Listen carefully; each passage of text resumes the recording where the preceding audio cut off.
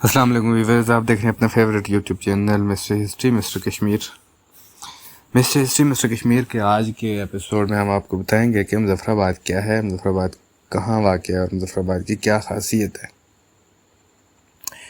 تو viewers, video پہ آگے جانے سے پہلے آپ سے ریکویسٹ ہے کہ چینل کو سبسکرائب کریں، ویڈیو کو لائک اور شیئر کریں، ٹھیک ہے۔ تو جی ویورز، مظفر آباد آزاد کشمیر کا دارالحکومت ہے۔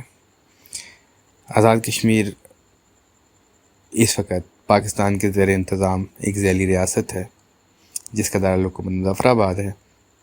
یہ شہر ضلع مظفر آباد میں دریائے نیلم اور دریائے جہلم کے کنارے واقع ہے۔ یہ ضلع مظفر آباد کا صدر مقام بھی ہے، آزاد کشمیر کا صدر مقام بھی ہے۔ آزاد کشمیر کا دارالحکومت اور سب سے بڑا شہر ہے اور پاکستان کا 60واں بڑا شہر ہے۔ یہ شہر دریائے جہلم اور نیلم کے سنگم کے قریب واقع ہے۔ اس ضلع کی سرحد مغرب میں پاکستانی صوبہ خیبر پختونخوا کے ضلع مانسہرہ اور ایبٹ آباد، مشرق میں ہندوستان کے زیر انتظام جموں کشمیر کے کپواڑہ اور بارہمولہ اضلاع اور شمال میں ضلع نیلم سے ملتی ہے۔ اسلام آباد اور راولپنڈی سے اس کا فاصلہ 138 کلومیٹر ہے، جبکہ ایبٹ آباد سے اس کا فاصلہ 76 کلومیٹر ہے۔ بے نامہ برسر کے بعد مظفر آباد کرنا اوڑی تحصیل کو وزارت پہاڑ کا نام دیا گیا۔ ولولہ، بوئی، کلنگ، پیرنگ اور پٹن کا علاقہ اس میں شامل تھا۔ انگریز قابض ہوئے تو 1849 میں ہزارہ کے پہلے ڈپٹی کمشنر جیمز ایبٹ نے اسے ہزارہ میں شامل کر لیا۔